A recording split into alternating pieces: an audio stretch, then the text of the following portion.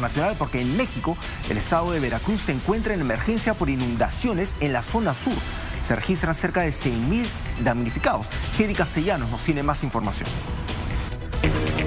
¿Qué tal, compañeros de Alianza Informativa Latinoamericana? Así es, en Veracruz, 14 municipios resultaron afectados por las lluvias del pasado fin de semana, efectos de la onda tropical número 17. De acuerdo con el reporte de la Secretaría de Protección Civil, la zona más afectada fue el sur, donde hay cerca de 6.000 damnificados. Cientos de familias de Minatitlán y Cozoleacaque perdieron todas sus pertenencias. Se desbordaron arroyos y colapsó el sistema de drenaje, inundando casas y calles.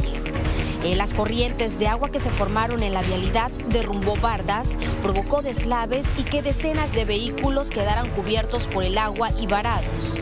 Algunos animales de traspatio se ahogaron. Cuentan familias que entre la fuerte lluvia y el ingreso del agua a sus hogares no les dio tiempo de rescatar ni a sus animales ni sus pertenencias.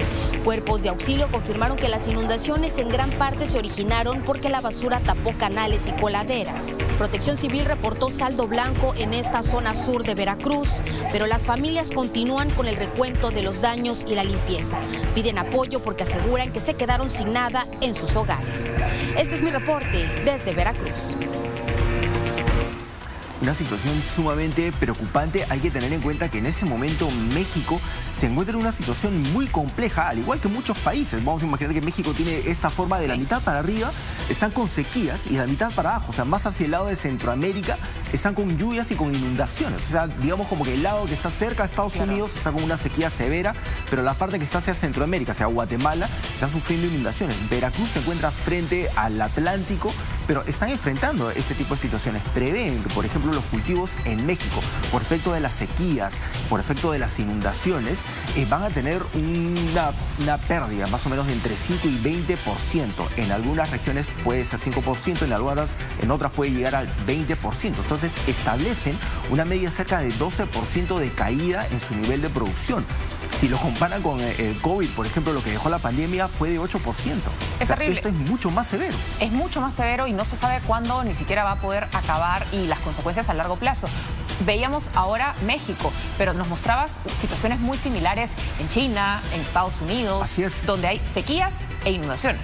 Así es, la afectación, por ejemplo, en México para las familias que viven de la agricultura son más de 20 millones de personas afectadas directamente por los fenómenos climáticos, o sea, entre las sequías y las inundaciones. O sea, personas que trabajan con el campo, los cultivos de maíz, de soya, de frijoles, de café, están prácticamente arruinados. El agave, por ejemplo, que es con el que se hace el tequila, que es una fuente de exportación de México y que genera miles de empleos de forma directa e indirecta. Así es, son cultivos que están prácticamente dañados. Especulan que los siguientes años, o sea, si esta situación se mantiene, pueden experimentar una caída hasta el 50% de su PBI.